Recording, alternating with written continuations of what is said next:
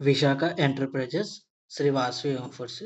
ఇప్పుడు విజయవాడ జనపునుగులు తయారు చేసి చూద్దామండి. ఈ ప్యాకెట్‌లో ఇన్‌స్టంట్ పౌడర్ తీసుకోండి. కప్పున్నర ఎయండి. ఇప్పుడు నేను చూపిస్తున్నాను కదా! అలాగా కప్పున్నర వేయండి.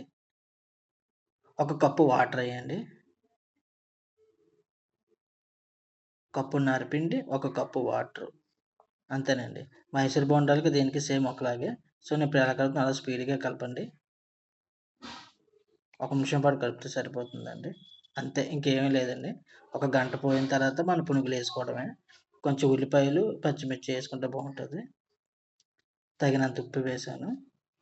ఒక గంట తర్వాత అంతేనండి. ఇంకేం లేదు. ఇన్‌స్టంట్ పునుగులు అంతే.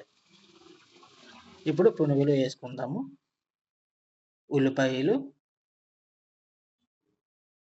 సన్నగా తరిగేయండి. పచ్చిమిర్చి తరుగు వేయండి. అంతేనండి.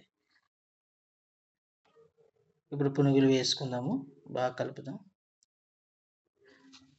ఇంకా మా దాంట్లో మినప దోస, పెసర దోస, రాగి ఇడ్లీ కూడా ఉంటాయండి. ఒకసారి చూడండి. మైసూర్ బోండా కూడా ఉంటుంది. ఒకసారి అవి కూడా వాడి కామెంట్ చేయండి. మీకెలా వచ్చిందో చెప్పండి. మీకు నచ్చితే ఒక ఇద్దరు ముగ్గురికైనా చెప్పండి సార్. ఇదంతా ఒక ప్యాకెట్‌కి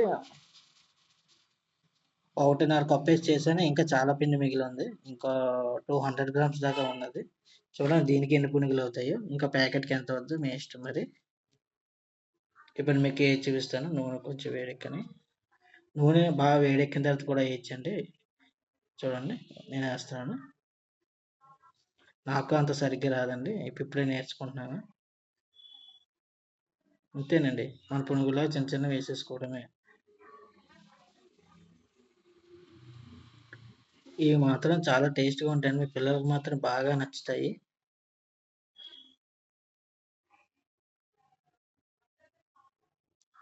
ఇంకో ట్రిప్ కూడా ఏసి చూపిస్తాను చూడండి.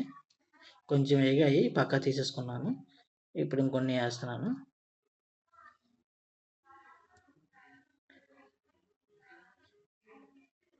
స్పీడ్‌గా ఏసేయండి.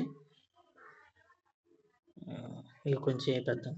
ఏపి పక్కకు తీసేద్దాము. పెసర దోస కూడా మా దగ్గర వాడండి. ఆంధ్రాలో మా విశాఖపట్నంలో బాగా ఎక్కువగా తింటారండి పెసరట్టు. చాలా బాగా వెళ్తుంది.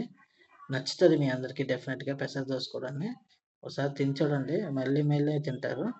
ఈ చినుకులు ఇవి కాసేపేగి 2 అవి ఇవి కలిపేసానండి. ఇప్పుడు ఏసి పక్కన తీసేద్దాము.